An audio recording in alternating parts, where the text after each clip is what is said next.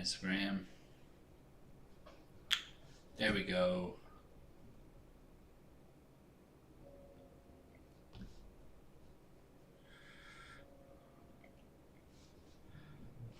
What's up, everyone? We are doing this.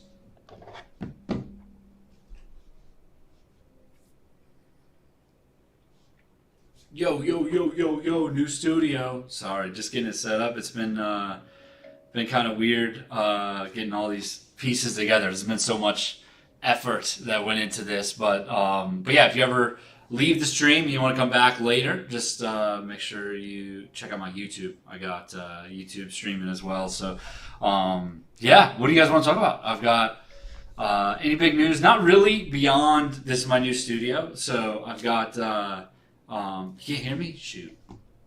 Hold up. Hello. Yeah. Should be. Can you guys sound off if you can hear me? Can you hear me? Let me know if you can hear me. Yeah, technical difficulties, you know. Hey, from India, how you doing?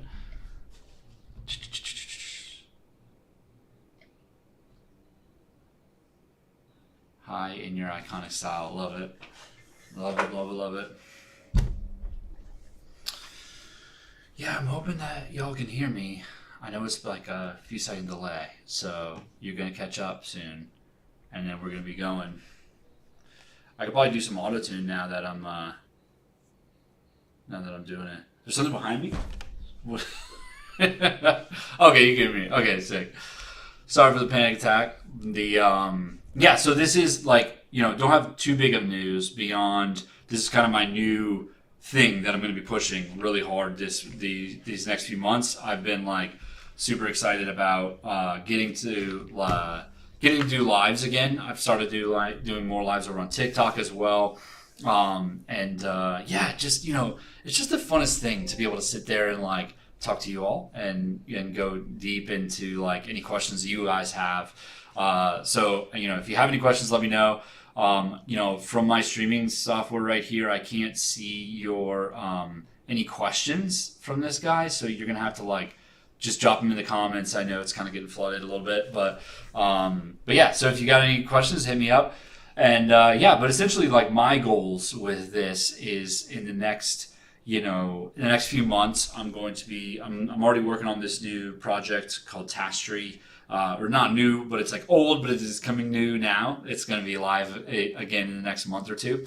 But essentially what that is it's going to be like a really good a detailed planner. So I can kind of show you the details on that in just a sec. But essentially the like what I want to turn what I'm doing into is like going live every day and just kind of like doing live design sessions, even having some of my team on with me, doing like chats and like brainstorm sessions, so you guys can kind of see some of that stuff on me, and like kind of just like build all this stuff in public, because that's like my biggest thing that I'm really into is just like being able to build all this stuff in public and kind of use everybody's feedback to build everything out. So yeah, I'm pumped for that. But last time that I was on a live over on the TikTok side, I was doing a lot of like deep dive questions into or answers into people who are like trying to get a job and stuff like that. So we can get into that. But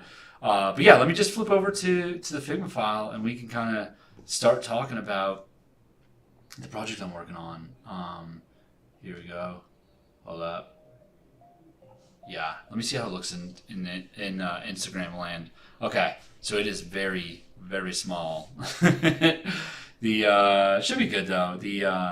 Okay, I see kind of my guardrails a little bit. So here we go. First time Juju's here, but yeah. So essentially, this is the new app that I'm working on. It's not a new app, but let me just like kind of like walk through all the details that have happened, because this is not just like coming to you out of nowhere. This actually started over on my TikTok. So let me just really one sec. I'm gonna pull up the other Tastry file. because this was built, designed and built back in 2020, and then into 2021 and 22 ish. So yeah, it's been a long time coming.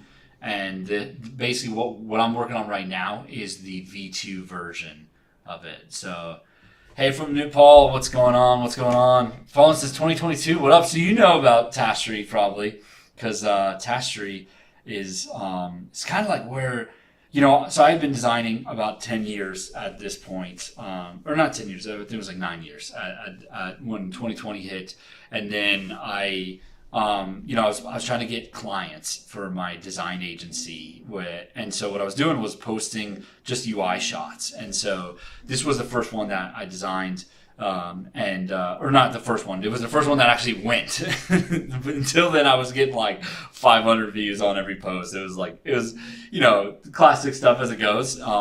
And this one got like 2,000 views in a day, and was just like, oh shit, the world has just opened for me.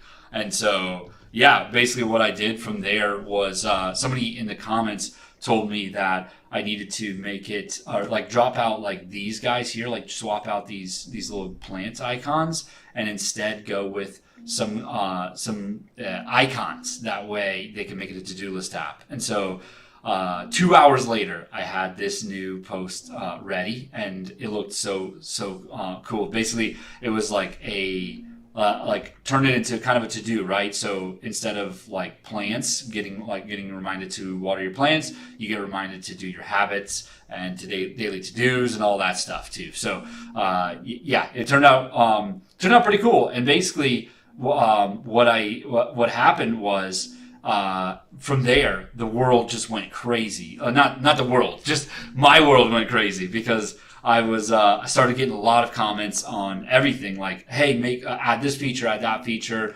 and it just went tailspin like crazy. I designed this thing, this out in like 3 days. So, it was a little clunky, but, it did the job, because then I went and built it. And yeah, about 30 days later, I had launched the beta version that I built myself. It didn't have widgets, but it did have a lot of other features that turned out really good. We got about 6,000 users in that first week, and it was so fun to be able to see that happen. And then what happened from there was I went on a TikTok live. I was like doing a lot of TikTok lives at the time, and so yeah, I did a TikTok live, and basically at that point, I met a developer. His name's Ted, and he's now worked on a bunch of projects with me. But in that Tastery world, he went and built the native app out, which we got to about 70,000 users, a little over 70,000 users. So it's been just a crazy ride on Tastery on its own. But essentially what happened was, there was a lot of issues that came about once we launched it. I realized just how much work we had to do and how little development effort that we had. Like, Ted was killing it, but we also were very booked up on Ted's time, right? There was so much to do for Ted, and I was just like, this is good. We've got such a long way to get to the point where I want to be with Tastery. And ended up having a lot of other ideas through the app and everything like that, or through the TikTok land. And so that was kind of where we got derailed. But what happened is ended up not shutting down Tastery, just to kind of didn't update it for over 2 years now. And so now, anyways, it's back, and I'm going to be redesigning everything again. And so I've been talking about it a bit over on my new channel called Build with Nolan. So you might want to go check that out. But a big one that I do want to just call out is essentially everything is redone. So it's still a task management app, but it's a lot different, because now it's much more focused on daily agendas and daily planner, because we realized pretty quickly on that the biggest power users were primarily using this as a day-to-day planner. The whole idea of Tastery originally was that you could basically make lists, and then those lists could have different layouts and colors and icons and stuff like that. And it just kind of got a little bit messy and mayhem, and it was unless you spent hours to set up and optimize your dashboard, it was not going to be very optimized. And it kind of really, like, the real straw that broke the camel's back was the last point was when essentially I realized, like, the only time that you're using the key functionality of Tashery, which is, customize your lists, was when you felt like the lists weren't working. And so that's why I really jumped into this big redesign of Tashery V2. So that's where we're at now. Essentially, it's kind of like a journal, and already got a lot of it mapped out. But yeah, let me show you what, like, the onboarding looks like.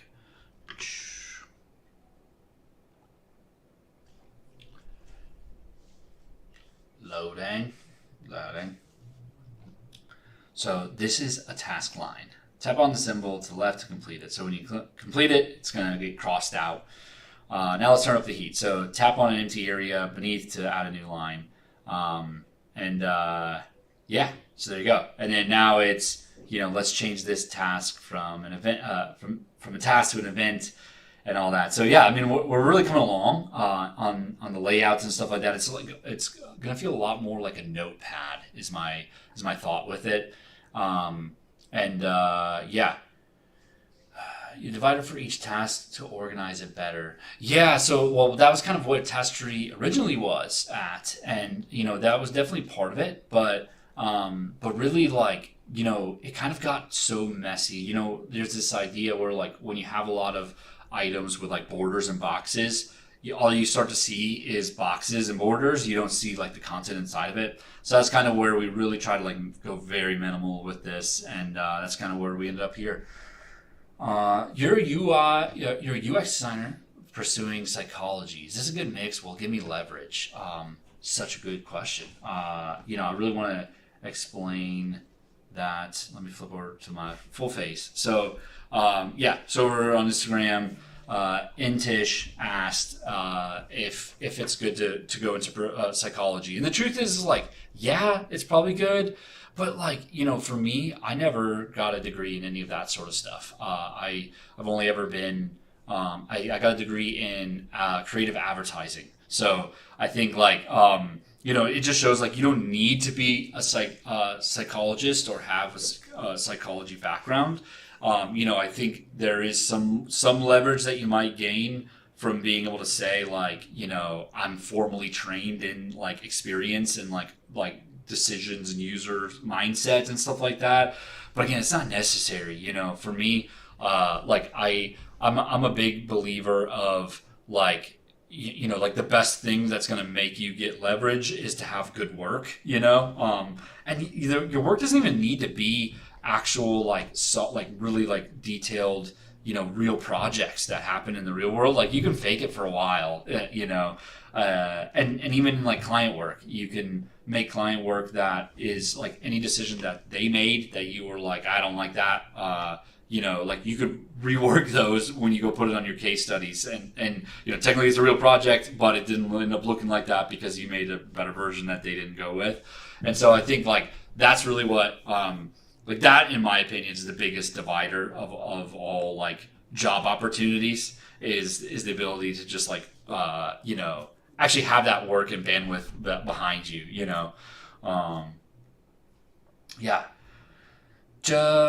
Chavi in real life. Love the 70 Rad Challenge. The sprints really help with developing a designer mindset. Hell yeah, that is so cool to hear. By the way, if you haven't already, I've got a free design challenge called 70 Rad, and basically it's like every day for 70 days you design some stuff, and you get a free email every morning. Is the idea, and honestly, it is a really awesome challenge, and, like, the first people are starting to finish it. So I launched it like a little over 70 days ago, but there was one bug where everybody started getting hung up on this one point because I didn't set the logic right, and so it just got stuck. So it took them a little longer, and then I think there was a few people who just didn't finish right on time. But honestly, it was very close. So. Can you please tell me about UI Explorer? That's a solid name, by the way. Can you please tell me about the creating case studies for a portfolio for an internship. For an internship, it's kind of like the same as a job, right? But being in a product team environment versus an agency is a pretty big difference, right? So like client work, that's a lot more flash, right? Agency work, like type stuff, it's a bit more flash. Unless you're going to like a UX design agency, like you're probably not going to have a huge budget around UX design and UX strategy. And so because of that, you really got to show your potential. That's like the biggest thing you want to show. Like whether you're going for an internship or for a actual like full-time job kind of position, you're gonna like the biggest thing you need to hit is how do you push like the idea that like, hey, I'm here, but I could get here if I just get some really good mentorship. But how do I as a hiring manager see that? I don't know. I like you gotta help me through that. And so I think like the biggest thing that you need to really hit is pushing for in your case studies, showing showing that in goal or in like vibe of like, hey, I've got like, you go to a tattoo artist and you say, hey, like, here's my arm, like put whatever you want on it. Like, what would you go do? Right. Like, I think that's what you should do, especially in the early days where you're still like looking around internships and stuff like that, is like you just need to show that you've got some like chops in the beginning stages, and you're like willing to work for it, and grow. Dan, is the audio weird for everybody? Would love to hear whether it's weird for you all, or not. Somebody just said that it was. Still getting my stream set up. Stream setup. So it's work in progress. This is my first time streaming through all this. I've done a bunch of streams on my phone, but yeah, built an audience, but I'm not making any money. Can you give me advice or something? Oh, that's a really cool question. So Abdul, if you've already got an audience, like there's a few things that you could like work through, right? To be able to like start monetizing it. The big one is like, obviously like brand deals. So for me personally, I quit my job in November. So I've been doing this full time now. And for about 5 months. What is it? I think like 60% or no, a little under 50% of my revenue comes from UGC and brand deals every month. And so UGC being like ongoing partnerships that I have where I make content for brands. And then also to like brand deals, like I've done a bunch of collabs with Figma, and just did a bunch last month as well. So, stuff like that, that's where some really good money comes in. And I haven't had success on this yet, but some creative friends that I've spoken with, they've found really good success doing outreach. So like finding a brand that you could talk about and then go reach out to them and hunt them down. I haven't done it too long though. So I feel like it's one of those things that you gotta keep, it's like a sale, like you gotta keep pumping it kind of thing. So, that's one. Then, but then like the real thing is finding as many sources of revenue as you can, as a creator, like, because some days and some months, one thing's not going to work while the other things do, right? Like for instance, January, I had just locked up a good deal with Figma. But then, the contact left. And so it's like, we only did like a quarter of what we were on track to do. And then it all bunched up last month where a bunch came in all at once. And so it's kind of like that where like look at it from a quarterly basis, is how I've been trying to adjust my like work, because it's like really stressful to be like every month I got to hit this much, whereas every quarter I've got to hit this much, and then you kind of work around that. But yeah, so like those are so by diversifying like different revenue streams, I mean like I have a course or 2 courses, so if you can go check those out if you haven't already. But yeah, between that and then client work, that's kind of like where all my money comes from. And yeah, like sometimes it's like brand deals are crushing it, sometimes clients are crushing it, and all that. So Ended up taking a few more days for the sprints on 70 rad. Yeah, and that's a really good idea to be documenting the 70 rad projects as you go. I would also suggest like go back and redo it on not on a timetable because yeah, like it's really big. It's really hard to like focus on like making stuff clean when you only got 10 days to make a project. And then also too, by the time you hit the end of the 10 days, you're likely going to be very like, oh, I want to change this and this and this and this. And I think like, going back to the case studies really quick, I think like one of the biggest things so I've in the past year, I guess like 9 months have hired 2 junior designers.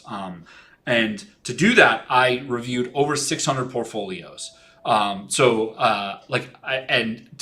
you're reviewing 600 portfolios, I think a lot of people or a lot of companies are. Maybe they're not reviewing as much or as in depth as I am, but I'm trying to give everybody like the benefit of the doubt and check out like all the details and stuff like that. And so, but anyways, when I was looking at them, I could really tell that people were getting locked in the decisions that they were making. And by that I mean, okay, so like say that you set up a design one way.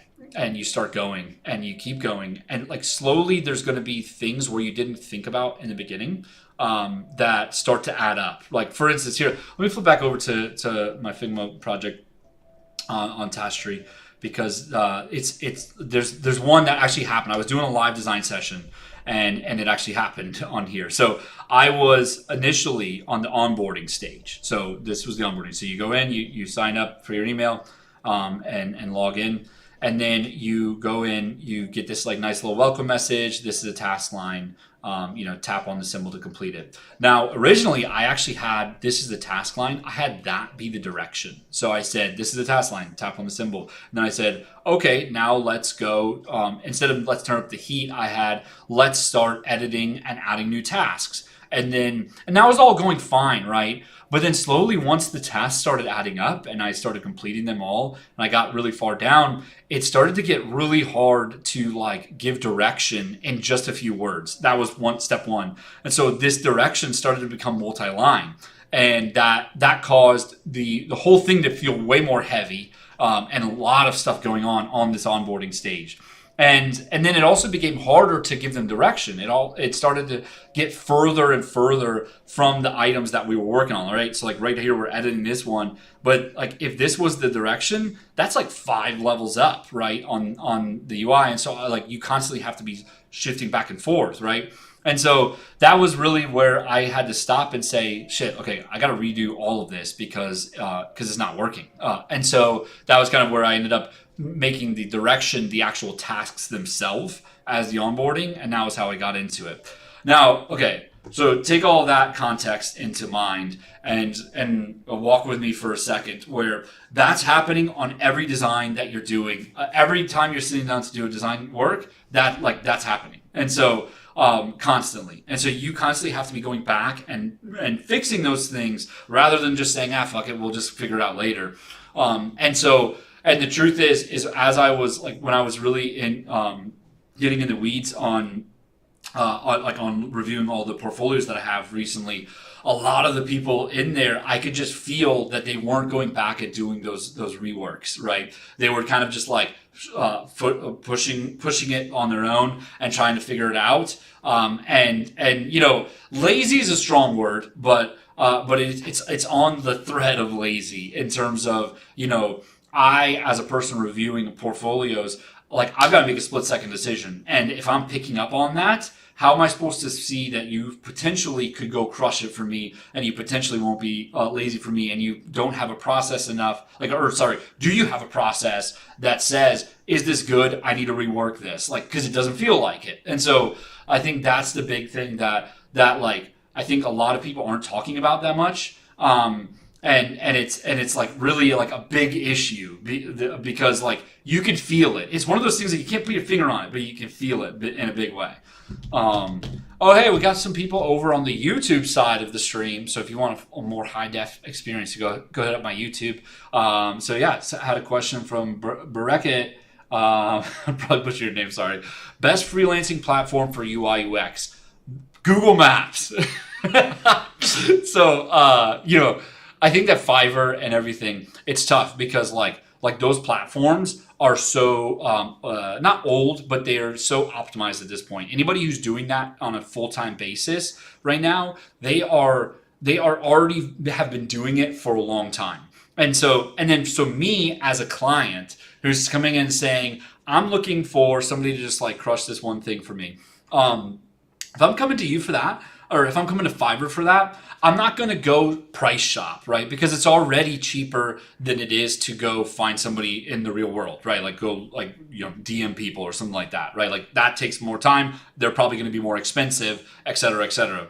Now, if I'm on Fiverr, I'm going there because I know that I just need this one thing, and I need somebody who's going to just do a good job on it. And so I'm not going to go. I might filter for a price, but I'm not going to be like stressing about review, like anything under than like 2 or 3 like solid reviews is the bare minimum. But probably there's going to be people on there who have been doing it for years now, and they have hundreds of reviews. And so why would I ever, even if you're cheaper, pick you over a person who's got like maybe a more expensive price, but they've got way more reviews and way more clout on the platform. And so I think because of that, any freelance platform, you're kind of like getting stuck in your own world of like the chicken and egg situation where like you can't get clients until you have good reviews, but you can't get good reviews until you have clients. And so I think the best way to skip all of that is to just hustle and find local businesses, because that's what I did when I was first going. And it's a grind, it's a slog, and it's one of those things too where the second you take a break from it or you pause for a second to just like crush all the work that you've been closing, you're behind, and everything's falling apart, kind of thing. Because in terms of like freelancing and everything, you've got to have that marketing engine that continually goes where you're hustling on the marketing, but also you're hustling on the projects, and you can't be one or the other, because once you like slow down on the marketing, the projects stop coming. So yeah. Okay. How the IT field is getting so down. Yeah, I think what you're trying to say is IT is tough, and yes, it does. Owen asked if I'm ever going back to Stranded Unicorns. Maybe. It's one of those things, like it was very expensive to run. So I used to do this NFT project called Stranded Unicorns, and it was super cool. But it cost about $25,000 a month to run, and we ran for like 3 months or 4 months without any revenue, and tried everything we could do to keep crushing it and grow out of it, but it just didn't work out. And so kind of like that's the big thing for me is like I've got to find, like, it's one of those things that will forever be like the passion thing that I want to go do, but I just don't have the money to be able to do something like that right now. Yeah. Jomu over on YouTube is suggesting don't use freelance sites. Indians covered it. No offense. Hashtag no offense. You don't have to say it like that. The truth is like, it's not even like a geographical thing. It's really like a big thing of people who have been doing it for long enough. They are crushing it, and they're still like relatively low priced in terms of like if I'm gonna either go to Fiverr or go find somebody in the real world, it's probably gonna be cheaper on Fiverr. But then yeah, exactly. Once I'm there, I'm not really stressing about money in terms like outside of a filter, and then from then it's just reviews. So. It's probably a silly question, but editing videos on motion graphics is considered an IT role. What? Okay. I did not know that. Wow, that's really crazy because I'd say that's a lot more of a creative field, editing. Just look at my content. It's really easy to just throw up junk. But you could easily also just not throw up junk and just crush the content quality. However, I'm trying to lower my content quality. I'm going to try something new over on TikTok where I'm going to try to post 3 or 4 times a day. And I've just basically got to say, I'm not going to care about quality and just crank it out, because I think like that's what I'm missing. Is I've got so much to say, but I get so caught up on the idea of like getting a lot of like quality out there. But you can still be quality in your editing. So, anyways, I'm jabbing too much. Yo, Andy's in the house over on YouTube. What's up, Andy? How you doing, man? Yeah, Andy just invited me out to So I'm from Tampa, Florida. If you're not familiar with Tampa, if you're out of the States, but Andy just invited me to a designer hangout, so that was pretty cool to meet him in real life. So, want to create a logo of a raven, which is a messaging tool. Please, can you give some suggestions? I would say go ahead over to Midjourney and start fiddling with some looks over there, Jacob, and yeah. Honestly, I don't do enough branding. I used to do a lot of branding when I first started out, but it just got too subjective, but also too like I think it was just I didn't have enough of a process to be able to like make good branding without being subjective. Like that was really like the turning point for my career was when I learned like the process that I have now around like design visualization pre sharing anything with clients and really like going hard on that and slowing things down. Like that was really like my big transition into like a real process. And I never got that with branding. And so because of that, I couldn't give you a really good idea of the logo on there. And also too, like this is branding nowadays, being on online and talking and sharing like vibes, So I'd say don't stress about the logo too much. Is it too early to start freelancing after 1.5 years of experience in UX? No, definitely not. I would say it's never too early to start freelancing. However, you really just gotta like grind to be able to find your first clients. Like that's the big divider, really. And so then the question becomes, okay, how do I like go find clients in the first days when you don't have much experience, and just know this. Clients are very, very like they're looking for like a vibe of you. They're not really like definitely like there's a quality bar that they want to see. Everybody's is different, but also too like that you could fudge some of the numbers a bit. You could avoid anything that actually is a real project. You could just make fake projects on your case studies, and you could probably find clients out of it. But you do have to like really nail that vibe down, and especially if it's going to be a fake project, because everything beats fake projects when you actually have real data and all that. So yeah, there's the asterisks.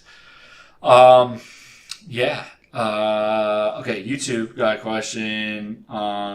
In case study done in Figma, and is it enough to get an internship? Oh, yes, that's a really great question. So. Everybody's got a different opinion on this. I am a bit more of a stickler. I do not like going to Figma links for case studies. I had a bunch of them when I was reviewing portfolios, and it's just like one of those things where like I don't know, like. And maybe I'm just like maybe it's like my old school vibe, right? Like I mean I'm not old, but I'm in my 30s or like young 30s now, and so it's kind of like maybe I am old, but I think when I'm looking at handcrafted portfolios, when I'm looking at stuff that was made on Wix or there's this one that's I can't think of the name, but there's a builder out there that's like specifically tailored to like UX portfolios.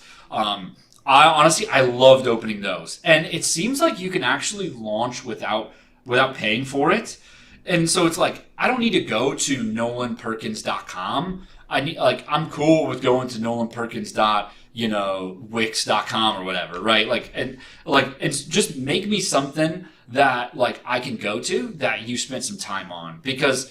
And there's a few other creators who I've seen like talking about how like it kind of sucks that. Like portfolios are almost like a web design competition a little bit, and especially in the UI UX space, you're not always going to be doing web design.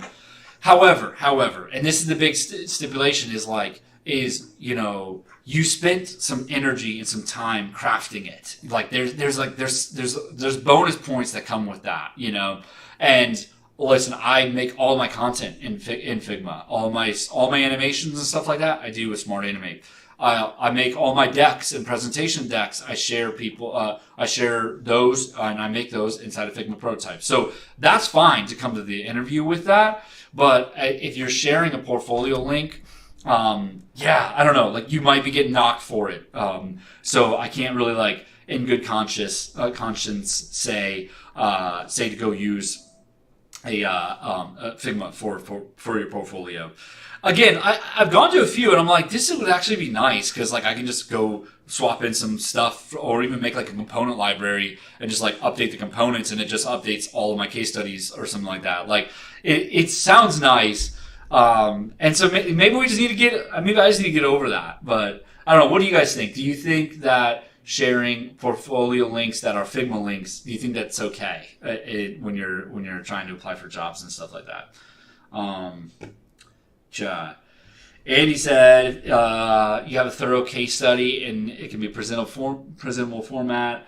That's true. I guess that's one thing is like that's what the other thing. After looking through a bunch of portfolios, I've really found like there is a connection from like those who made a crafted portfolio and the actual work that they do. Like I've given good looks to Figma portfolio links.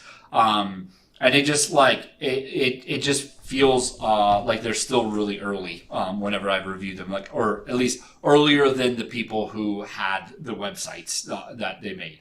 And maybe it's just one of those things where it's like I guess I gotta like after a long enough time you're kind of like I guess I've gotta put the work in and go make a website. Like and let's be real, I fucking hate updating my portfolio. Like I haven't updated it over almost a year now, and really I just added one new case study, and so really like my portfolio as a whole hasn't been updated in at least almost 3 years now, right? So like let's be real, it sucks doing it, right? But I think it's like one of those things like if you're trying to put your best foot forward and you want to apply without just like shoving paper out, like I think you got to spend the time and make a website,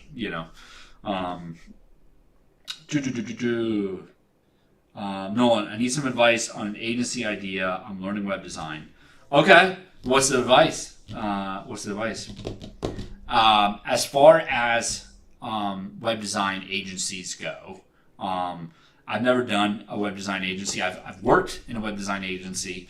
And like they are very feast and famine, and really any agency is, and any client work is very feast and famine, and it's why I don't really like doing client work because it's hard to like keep that pace going, where you'll be running, and then you close like 5 projects at once, and you don't have the time to market anymore, and so I think like that's the biggest thing is if you can build a marketing engine. Then you'll have like ongoing stuff, and that's not just like posting everywhere, right? Like that that's like being really strategic in like Google ads and shit like that. So I think that was the big thing that we didn't do in the agency that I worked at, was just like we kept pumping content, and me as a creator now, like right, like I've got I think like almost 450,000 followers on my platforms. And I get leads, but I don't get that many leads still. You know what I mean? And maybe it's like if I was more optimized around getting leads and doing more like case study content, I would get more. But it's tough because that's not the stuff that makes you go viral. That's not the stuff that gets you growth. That's the stuff that converts. And so you really got you got to be strategic about making viral content right after or right before you make a case study deep dive, right? And so, but like that level of strategy takes some practice and some time and some effort to continually show up and do. All right, going back to Instagram. Chris, if you're still here, what's your best route to learn design systems? Seems every company wants that. Yes, that's a really good question, Chris. I'm probably not the best person to explain this because I've never worked in a corporate environment. I've only ever worked on early stage startups or in agencies. However, I have built out design systems for those early stage startups because I think that design systems are really important for early stage startups because everybody is so go, go, go. Everybody's doing their own thing at all the same times. And to be able to have like a unified place to be able to like get the branding assets and everything like that, it goes so much more beyond a brand kit that is irrelevant after 2 weeks, right? Like, so that's in my opinion. The best way to learn design systems is Dan Mall. Dan Mall is where I learned my design system strategies from. But also too, like if you're talking about UI and UX, like first you've got to learn atomic design, right? And that's I think Dan Mall used to hang out a lot, or they used to even work together with Brad Frost. So go read up a bunch on Brad Frost's atomic design because that shit really changed everything about how I designed like on my UI and stuff like that. And so once you know like the theory of it, how do you actually like go put it into place? And that's where Dan Mall talks a lot about it. But really, it is it's an internal product, right? Like it's once you launch a design system, it needs to be constantly maintained. It needs to be constantly looked at and updated and bought in by everybody on the team. If you don't do a good job on that, then people will slowly break from the components, whether it's on the design side or the development side. And so, like, coming together on design systems is a lot less design and a lot more cross-functional team communication. And it's funny. I posted a video today about it, like that is the lamest word, but it's the best word for this type of work. Really, any type of work, right? Like us as designers, we are required, like we are so much more effective designers if we're not focused on like the pixels and we're focused on the team collaboration and stuff. And so like that's and I think that goes so much more in depth on the design system side and that's probably why a lot of companies are trying to find design system experience, even if they don't have a design system. Like everybody loves that. It's a buzzword. The truth is not every startup needs it or is ready for it. But really once it is, you've got to be very intentional about it because slowly the library of components will start deteriorating and and you'll make new features that don't fit into those boxes and whatever, or there's new boxes made, and so you've got to like update those. And so, yeah, what is atomic design in a nutshell? That's an awesome question. Essentially, let me pull up a tab just so I'm not like saying anything bad. Brad Frost, atomic design. Here we go. I don't know if you'll be able to see this over on the Instagram side. I'm gonna just like slide this bad boy over. Okay, so yes, atomic design is basically this thing by Brad Frost. It's like a theory or approach to design, where everything is made up of atoms. Those atoms grouped together are molecules. Those molecules grouped together are organisms, and then you can make templates and pages out of those. Now, what does that all mean? Let me explain. So search the site, right? Like you cannot atomize that any more than that, right? Like, so if we're talking about a form right here, right? We've got search the site. We've got the input. You could also say that this is a header, and then there's a label for the input, and then there's also a button, which is search, right? Now, you could, on this button, you could probably break that down into text and box, but that would be kind of stupid. Like, well, why are you going to spend the energy? At that point, it's kind of semantics, and you've gone too far in the design system world or atomic design world in general. Is if you are designing at the atomic level, really good input fields, and you design accessible and really nice to look at labels, and then the buttons that you use are also really nicely designed, accessible, and fit with everything else, then you could plug those atoms anywhere in your product, in your website, whatever, and then you could group those together to be a form field, right? And then once you have that form field, well, you could place that anywhere in all of these other areas, which maybe turns out and translates into like a banner, right?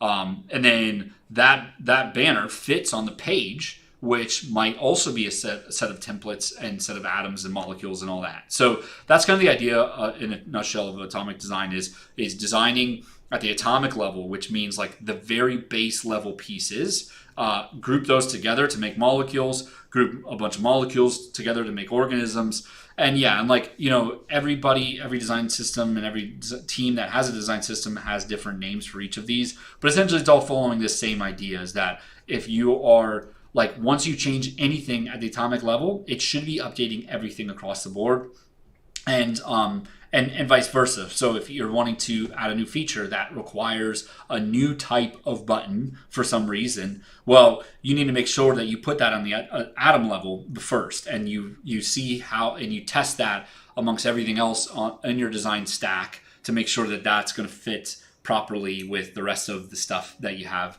in the design system, or, you know, the design in general. Sorry, I'm talking really fast. But yeah, that's basically design system, or atomic design in a nutshell, for whoever said that over on the Instagram side. Yeah. YouTube's been blowing. Let's see what's going on. Yo, good chats over here. There's 9 viewers over on YouTube. That's pretty dope. Hey, everybody. Maybe sharing on Behance or Dribbble. Yeah, sharing on Behance and Dribbble is a good way to do it. You know, I think that, like, again, going back to portfolios and whether I'm cool as a person who's hiring somebody, if I'm cool reading a Dribbble portfolio, maybe not, right? But if I'm a client who's looking for, you know, whether you are good or not, and if I think you could fit into my team, definitely Dribbble and Behance could work. So just know that, I guess. Yeah.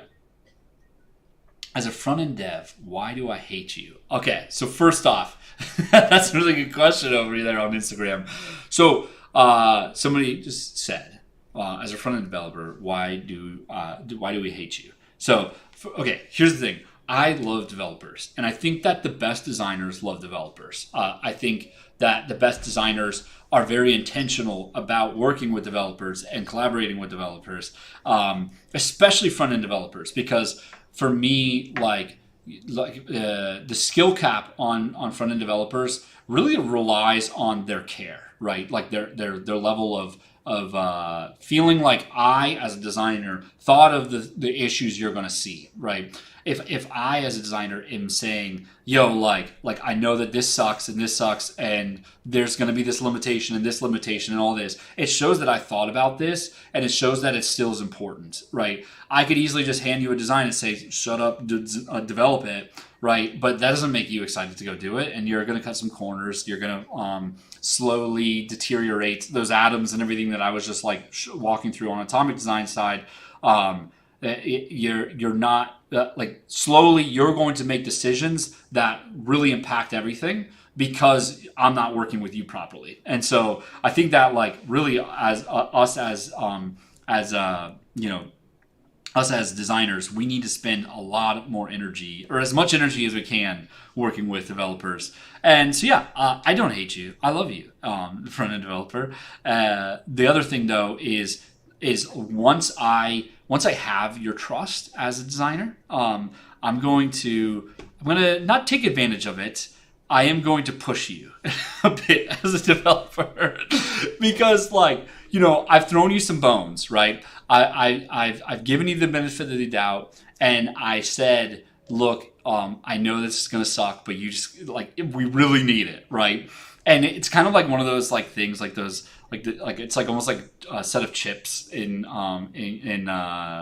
cards or something like that, where I slowly have caved to you as a developer on some of these areas, and then once I get the thing that I want, that I'm we need this, I've got a little bit of a leg to stand on when I say no, we need this thing. And so, but I think that if you're not intentional about it, either of us, me as a designer or you as a developer, if neither of us are intentional about it, then we're just gonna end up like hating each other, and and one of us is gonna win. Whoever is the most the least lazy is gonna win, and that's not good work. Nobody's making good work there. David Reno, currently work by the hour, but sometimes I struggle with some tasks. Take tasks too much time. Yeah, that looks hard to justify to the client. Why? Yeah. So David, I mean, here's the thing. Like, if you, as a designer, have set yourself up to work on an hourly basis, and you've also given, you're also like giving it your all.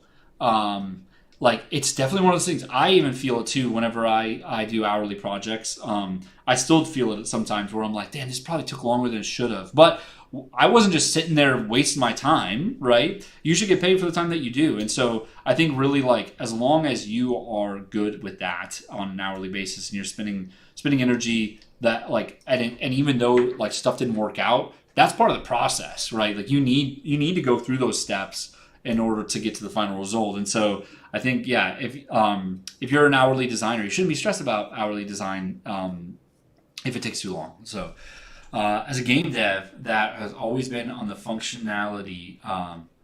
Your videos has helped my UI UX skills increase. Yo, that's so cool to hear, Rejack Studios.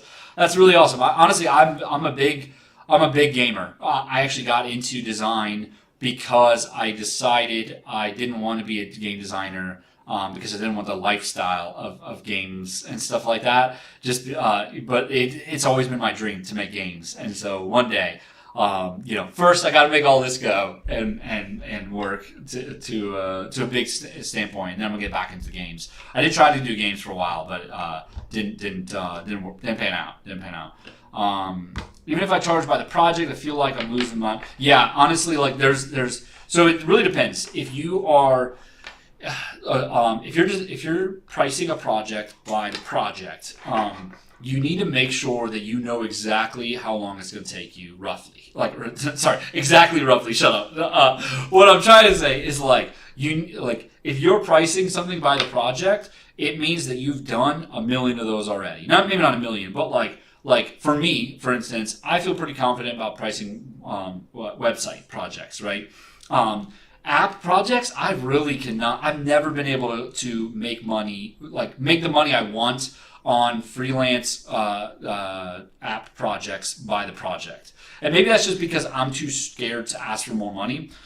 There's this guy, I think it's Anthony Stark or something Stark. He talks about value pricing a lot. But the truth is, he just basically what he does instead of value pricing is he says he talks about how important this is to your business.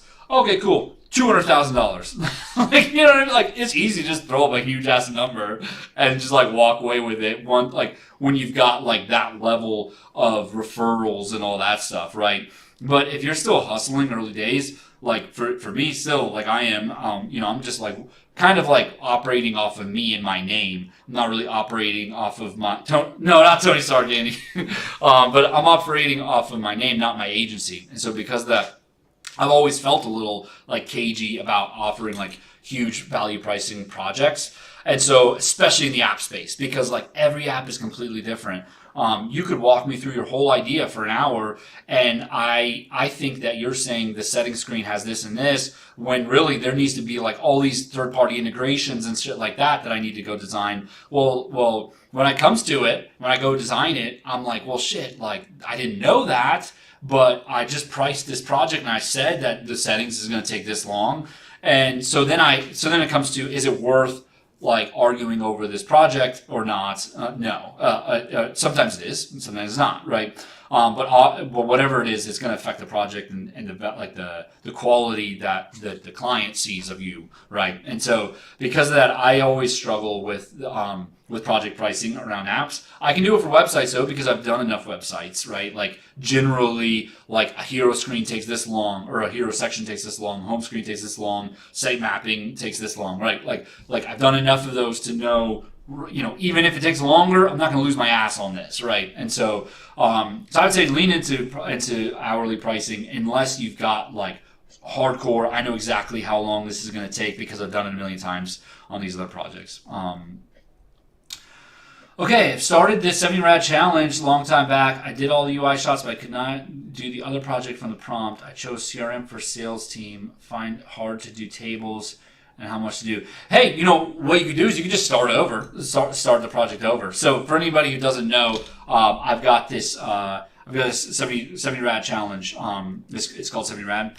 And if you go to 70rad.com, there's a generator on the thing and on the site, and it looks so fucking cool. But essentially, what we've got here is there is a hold on. There's the ability to just like kind of like randomize these, right? I could press randomize forever, and then but basically over here. It kind of gives you two things. So you have to design something, an AI powered or an advanced. So that's like kind of like the modifier. And then there is there's also sorry, over on Instagram it looks really rough. Hold on. Sort this out. Stream sorting. Technical difficulties. There we go. I think that's good, right? It's gonna come up. Yeah. Okay.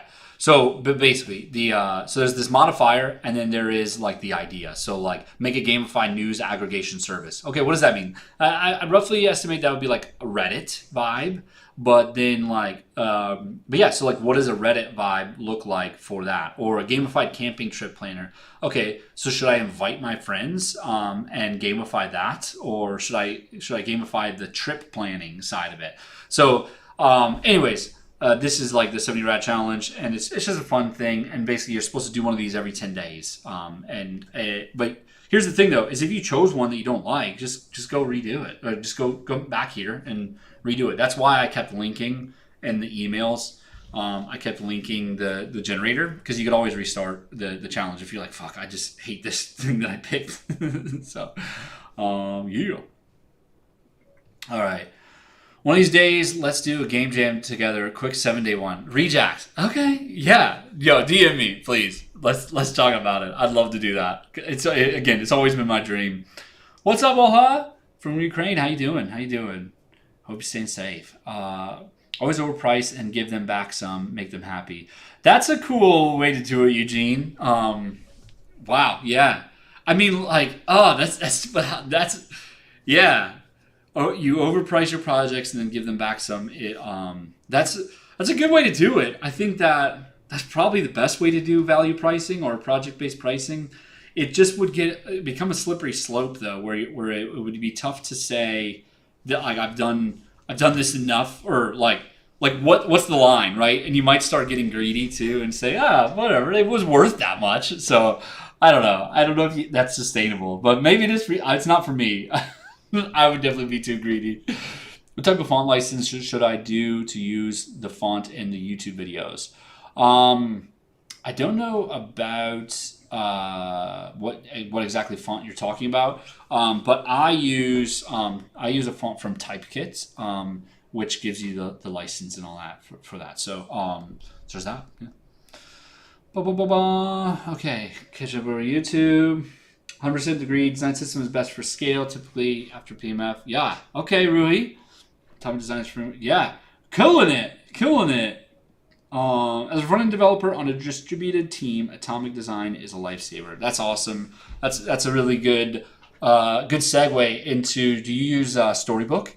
Because Storybook is dope. I tried to get my team to go do it last time, but I didn't spend enough time on it and on like getting the buy-in for it. And because there's even like a plugin, I think, with Figma too, so you could even like send it back and forth, which is pretty cool.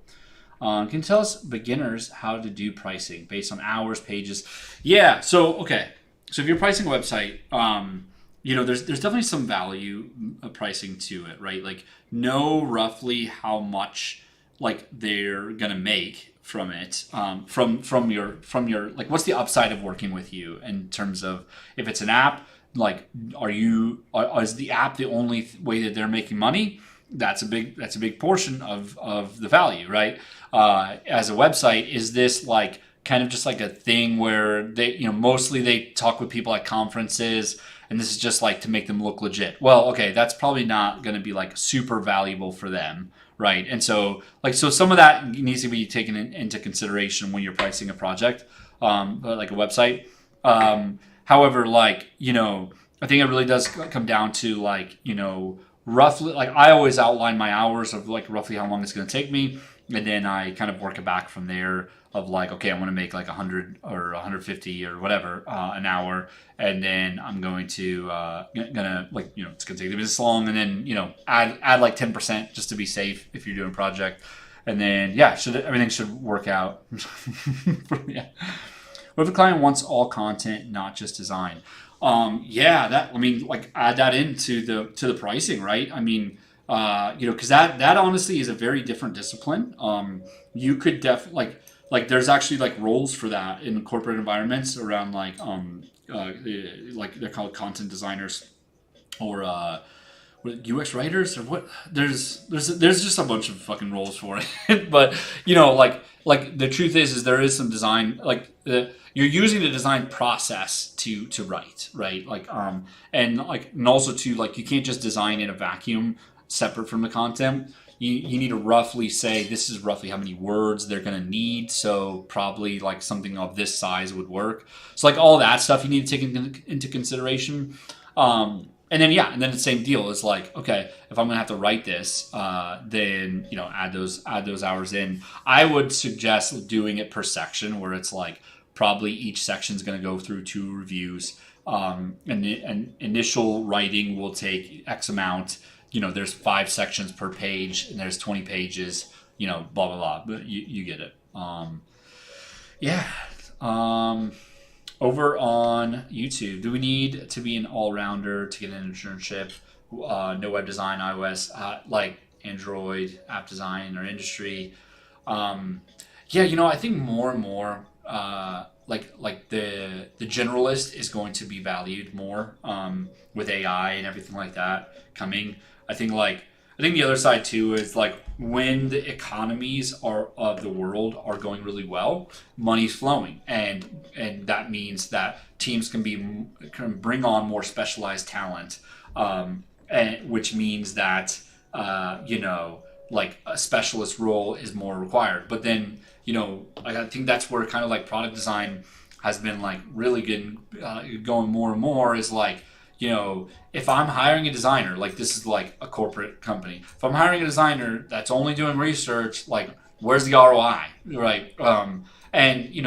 For me, I've never been one to be I need to sell you on my existence and why I should be a thing. But also that's because I'm a generalist. I'm very I live in all the worlds that I can.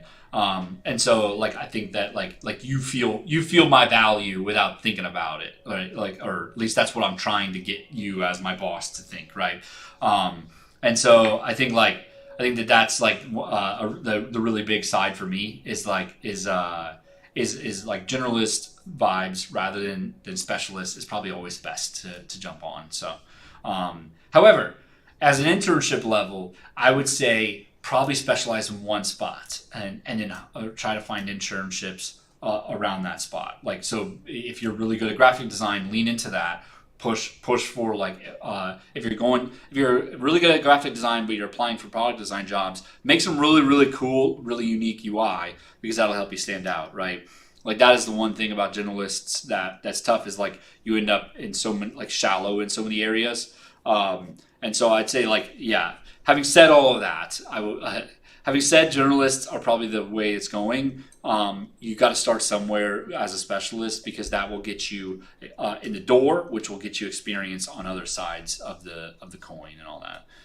Is the UX design industry oversaturated?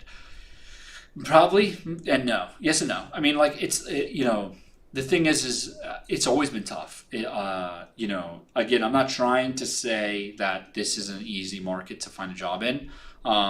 But it took me 4 years of doing this relatively full time before I got a job, and that was only after I got an internship, and that was only after I made my own startup, launched it to 30,000 users, designed it a bunch, branded it a bunch, did client work to stay afloat. Like I was hustling hard, and that was like 2012 to 2015, right? Before I got my first job. And so like but that's kind of like the thing though, right? Is that like it's only going to get more tight, right? But ideally the tech industry keeps expanding, and then it's not going to be always oversaturated. But juniors, like pre-career, going from pre-career to career is really difficult. And so like I think that was kind of like what I was talking about with the Figma, like as a portfolio is you've got to be so tight to be able to stand out. And so yeah, like going back to the generalist thing is like it's hard to be tight at a lot of areas when you're early on in your career. And so that's also why I always push for go learn UI, because I can tell you with very very solid assurance that after reviewing over 600 portfolios this last year, and only finding like 30 people who I thought like were actually like I could give them some UI and they could, or a project in UI and they could actually do it. There was only like 30 people, and so like that's where the oversaturation is happening. Is there's a lot of people who are not ready, who think that they're ready, and they're applying like crazy, and it's making everything kind of get more processed in the pre-filtering periods. And so I think if you're a designer, like just know that going in, and then find your ways to stand out. And so with that, it's really pick a bit and run with it hard across everything. And so yeah, what type of content should designers share on Instagram, behind the scenes client work, or reels with tips? That's a good question. That's a really good question. But I'm getting a little bit over time. I'm gonna go do another live over on my TikTok channel. So come check me out on TikTok. I'll start with that kind of answer, where you should be what you should be talking about and how and all of that. But everybody, thanks so much for hanging with me. I'll be doing this. I'm gonna be trying to do this every weekday. And super excited to get better at this whole streaming thing. I thought it went pretty good for the first time in the studio. But thanks so much, everybody. Have an awesome day. Okay? How do I end it? I know how to end it.